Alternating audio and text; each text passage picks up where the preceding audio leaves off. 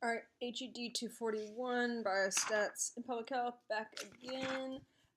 This is Part B, Descriptive Statistics, Section 10, Range and Interquartile Range. All right, so variability, what is it? So variability is really looking at the differences among the scores of participants. So two words that you can also use, or I might use interchangeably, are spread and dispersion. Okay, so when you're looking at variability, you are looking at the differences, among the scores, the results, any type of number, any type of data that you collected.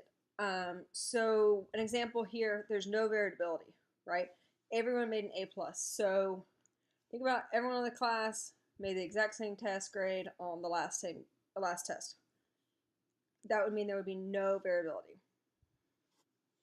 So how do we measure variability? Okay, the two ways we're going to talk about today in this section are range and interquartile range. First, let's talk about a range. So the first thing you do when you do a range is you put the scores in order from least to most, or lowest to highest. Okay, so you'll see here 2 in order to 20. So the difference between the highest score and the lowest score is your range. So to calculate the range, you're going to subtract the lowest from the highest. In this case, 20 minus 2, your range is 18. Okay, so you know your variability there is 18, the range. Okay, the scores were spread across 2 to 20. Okay, so you say the range is 18. How would you really say that? The difference between the highest and lowest scores was 18, or you can simply say the scores range from 2 to 20 with a range of 18. Okay. What is a weakness? A weakness for the range is that it's based only on the two most extreme scores, which may not accurately reflect the variability of the entire group. Okay, so you're simply looking at the lowest score and the highest score. So think about your test. Say everyone in the class makes an A on their test except the one person who doesn't take it. They make a 0.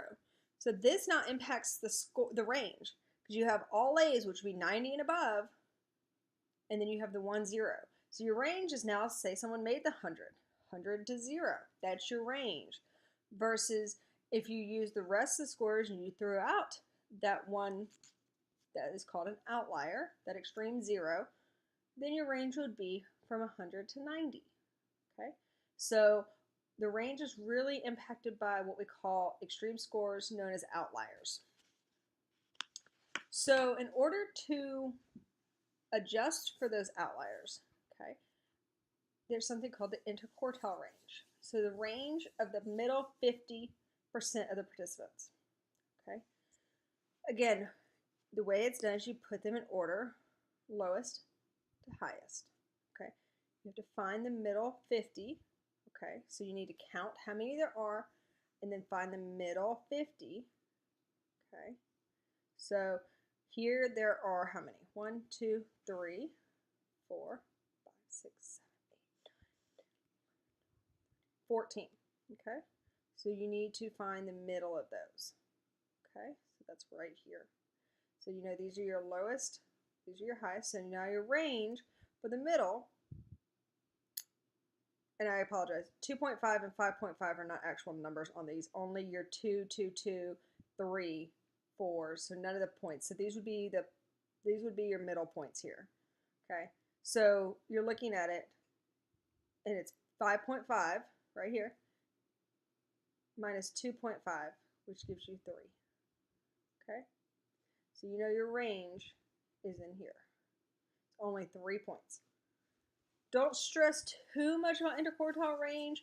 You're going to get some practice this week, and then depending on how honestly that goes, we will review for the exam based on that. But the book is very, very vague on it, and I'm not expecting you to do a lot of problems with it. Okay, I'm not expecting you to do a bunch of these calculations. I want you to know interquartile range. Okay, the lowest 25%, highest, and you're looking at the middle. Okay, So if I gave you something like this, I want you to be able to figure out what this number is, but I don't want you to stress too much over these. So that is all for section 10. Make sure you check your assignments for your specific section 10 questions. And if you have other questions, please make sure you let me know. And again, don't stress too much over the interquartile range. I want you to know the basics.